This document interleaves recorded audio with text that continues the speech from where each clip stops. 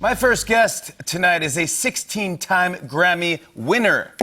Grammy winner! And he is in the Rock and Roll Hall of Fame. Well-deserved. His band, Foo Fighters, are celebrating more than 25 years of making awesome music together with the release of their new album, Medicine at Midnight. Listen to it now. Here is Dave Grohl! Oh, my goodness, Dave Grohl. It is great to see you. Thanks so much for coming on the show. Congrats on the new album, Medicine at Midnight. This just came out on Friday, but you were going to release it last year, correct?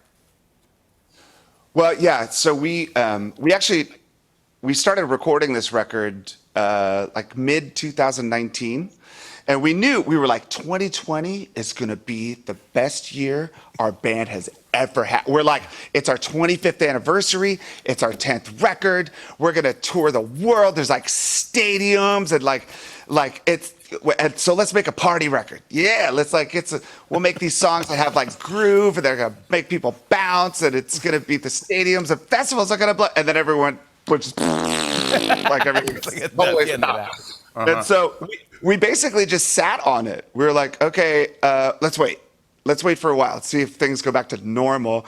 And then after like 8 months, it was like, dude, just put it out. Come on, let's give it to the people. Let's go. So that's it.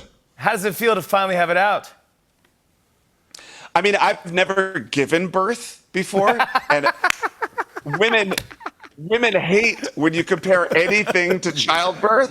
So, but honestly, it's like, ooh, and then you're like, wah, wah, and then you just, give it up for adoption. Is what you do. This is, I love it because there's so many different sounds on this. It's someone has called it your party record. What inspired the different sounds in this one? Just the 25 years? Yeah, I mean, honestly, like we look back at all of the things that we've done, and we've done like loud, dissonant, heavy, sort of punk rock, crazy music, and then we've also done like lots of acoustic stuff and stuff that's more like orchestrated and gentle, and then everything in between. But the one thing that we had never really done was make kind of like, like a groove-oriented. It's hard to call it a dance record. Listen, if I say no, if you put the word dance in the same sentence as Foo Fighters, people are like, I think I just threw up in my mouth. Like, I would say it's a dance record. No, but there are some grooves on here. The title track is my jam, Medicine at Midnight. It's kind of like a Bowie, like almost like a Let's Dancey type of a. But there might even be like a tucka, tucka, tucka, tucka. There's that wood block or something happening. You're like, It's got it in there. Well, this is the thing. It's like, okay, so we're roughly the same age. Grew up listening to rock bands that made albums that you could kind of like do the Molly Ringwald dance to, and like, albums that you could like kind of get down to, like David Bowie records or Rolling Stones records. And even long before that, Sly and the Family Stone kind of stuff. We were all raised on that type of music. We never really figured that we never thought we would apply that to what we do, but I was like, why not? At this point, it's like everything I say is a dad joke. Everything I wear is a dad. There's like sweatpants and Crocs or whatever. So I'm like, okay, let's do this. Like I want to see a stadium doing this. Why not? No, it's such a good groove. I was going to ask you, as far as Bowie, did you ever work with Bowie or meet him? I did. A long time ago, he had his 50th birthday party at Madison Square Garden. I think it was like 1997, maybe. And we were invited to play at his birthday party. There were a lot of other artists there. Billy Corgan from the Smashing Pumpkins was there. Robert Smith from The Cure was there. Charles from the Pixies. There was all these different artists. Sonic Youth. And so we got to meet there. And then not long after that, he was in Los Angeles, and I was asked by his guitarist if I wanted to come play drums on a song that he was recording. So I got to record with Bowie. I got to watch him step in front of a microphone, do one take perfectly, and the sound out of his mouth was David Bowie. It absolutely blew my mind. And then years later, I was asked to do a song for a movie soundtrack.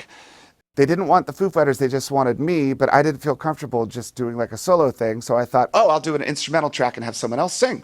So I contacted Bowie. And I said, here, listen to this thing. Maybe you'd like to sing on it.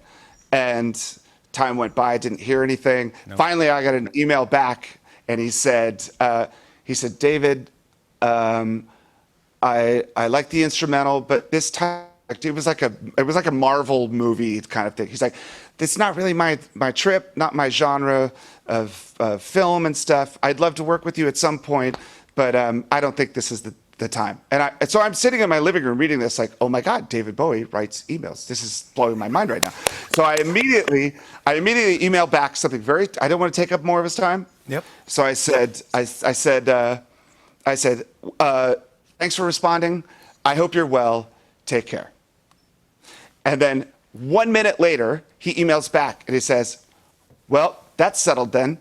Now off. Come on. And I'm like, oh my God, holy crap. He's like, David Bowie just told me to off. And so I emailed back, and I hadn't seen him since his birthday party at Madison Square Garden. I said, well, I guess I'll see you in another 15 years. And he goes, not if I see you first. He's being funny. And I'm like, well, I didn't know that. I was like, David Bowie thinks I'm an ass. And so we went back and forth until I realized, like, oh, he's just being funny and whatever. But yes, he was an incredible guy. And we wound up having these really funny email exchanges just out of the blue. Like, he would email me in, like, June and say, well, Happy New Year. And I'd be like, what? And so then we go back and forth, and I'd say, drink someday, yes? And he'd immediately email back and say, I will, thanks. And I'm like, what? I couldn't tell, you know. I'd say, oh, like, he's on a health kick. I'm like, nuts and muffins? And he'd email back and say, those are my attorneys. Like that. Nuts and muffins. He's brilliantly funny. I remember I went to some event once, and I went, and I honestly put on I was such a fashion victim, but I put on a long raincoat, like a tan raincoat or something. And I walked in, and I see Bowie. It's full-on Dancing in the Street, basically. I'm wearing that, but I can't pull it off because I don't have his face or anything. So I walk in, and he's there with Iman, and I go, how are you? And he goes, raincoat? Really? And I was like, I know, the whole thing is so embarrassing. Oh, my God. You know what? Listen, I just remembered. Remember the 4th of July at the White House? Oh, my God. Remember the 4th of July at the White House? I just remembered this. Oh, my God. You wanted to help me out. I was sweating my brains out. I know, because you were wearing a 3-piece suit. You look like Mark Twain. I don't know, like you showed up to the White House. So, and I remember we walked upstairs to meet the president, and he's wearing like khakis and an Izod or whatever. And remember, he was like, damn, man, you're a little overdressed for a picnic. It was a picnic. They were totally making fun of me. Michelle, they were laughing at me because you guys come in and I see you. I go, I'm opening up. The Foo Fighters there. It's for the veterans. It was an outdoor thing. I'll do a little stand-up something. I'm wearing a 3-piece suit. I've never been invited to the White House. I'm freaking out. I see you. I go, what's up? And you're just cool, and you're wearing like board shorts or whatever. And you're just like, yeah, dude, are you hot? And I go, yeah, I am. I'm really. It's like 100 degrees. And Taylor was like, dude. I think Pat was like, you all kind of laughed, like, put a T-shirt on, man, or something. Like, you don't have to. It's an outdoor event. I go, I'm fine. And then we all walked up. You guys talked to the president and Michelle for a while, the first lady. And then I got walked in, totally covered in sweat, sweating through my collar. It was like a different color shirt. And they both were laughing. And Michelle was like, can I loosen your tie? And yeah, President Barack Obama said, Jimmy, didn't you get the memo?